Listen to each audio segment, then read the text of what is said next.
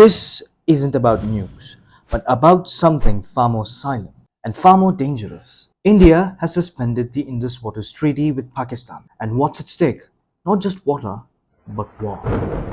So back in 1960, when the Cold War was rising and South Asia was still healing from partition, the World Bank helped broker a rare miracle, the Indus Waters Treaty. India got the three eastern rivers, Ravi, Beas, Sutlej, and Pakistan got the three western ones, Indus, Jhelum, and Chenab. And despite wars in 1965, 1971, and even Kargil, this treaty survived. Why? Because this wasn't about politics, it was about survival. Over 80% of Pakistan's agriculture depends on this river system. In April 2025, a brutal terror attack in Pahalgam killed Indian tourists. So India blamed the groups supported from across the border. Then came the announcement, the Indus Waters Treaty is suspended until further notice. Now, India hasn't formally withdrawn, but this is the first time in history they've paused it in this way.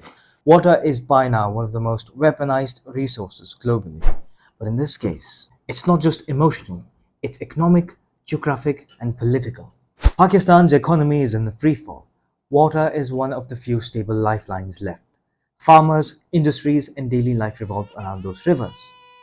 So any disruption, even temporarily, is seen as a threat. That's why Pakistan responded with warnings. Treat this as an act of war. Now, can India really block the water?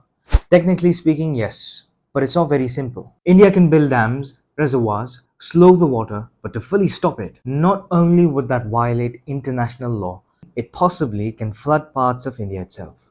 The Indus Treaty gives India control over timing and storage, but not total consumption. The Himalayas don't care about politics. If the snow melts, the rivers will flow. So why suspend the treaty at all?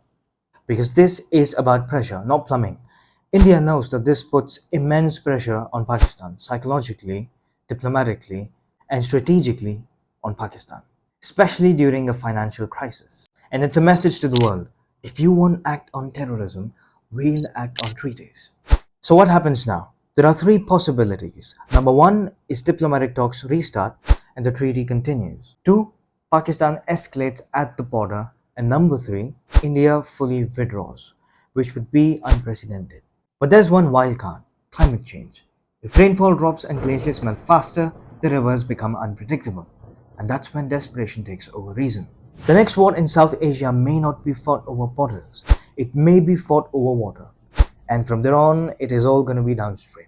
This is Faizaan Unscripted. No sides, just truth. If you think water cannot be a weapon, history might just prove you wrong.